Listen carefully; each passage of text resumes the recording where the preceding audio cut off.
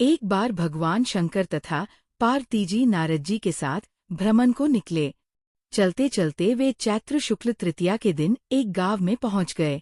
उनके आगमन का समाचार सुनकर गांव की श्रेष्ठ कुलीन स्त्रियां उनके स्वागत के लिए स्वादिष्ट भोजन बनाने लगीं।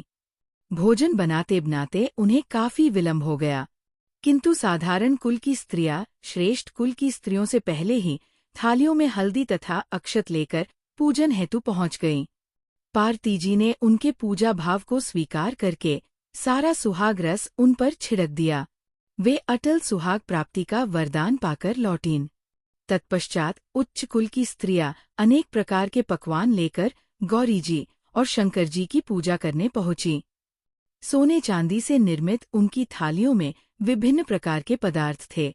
उन स्त्रियों को देखकर भगवान शंकर ने पार्वती जी से कहा, तुमने सारा सुहाग रस तो साधारण कुल की स्त्रियों को ही दे दिया, अब इन्हें क्या दोगी?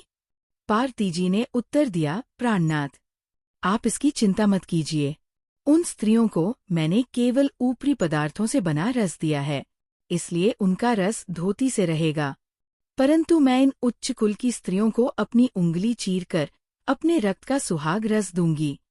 ये सुहाग रस जिसके भाग्य में पड़ेगा, वो तनमन से मुझ जैसी सौभाग्यवती हो जाएगी। इस पर पार्वती बोली, मैं किस योग्य हूँ? तब नारद जी ने सिर झुकाकर कहा, माता, आप पतिव्रताओं में सर्वश्रेष्ठ है, आप सौभाग्यवती समाज में आदिशक्ति है। ये सब आपके पतिव्रत का ही प्रभाव है। संसार की स्त्रियां आपके नाम स्मरण मात्र से ही अटल सौभाग्य प्राप्त कर सकती है और समस्त सिद्धियों को बना तथा मिटा सकती है। तब आपके लिए ये कर्म कौन सी बड़ी बात है? महामाये, गोपनीय पूजन अधिक शक्तिशाली तथा सार्थक होता है। आपकी भावना तथा चमत्कारपूर्ण शक्ति को देखकर मुझे बहुत प्रसन्नता हुई है। मैं आशीर्वाद रूप में कहता हूँ कि जो स्त्रियां इसी तरह गुप्त रूप से पति का पूजन करके मंगल कामना करेंगी, उन्हें महादेव जी की कृपा से दीर्घायु वाले पति का संसर्ग मिलेगा।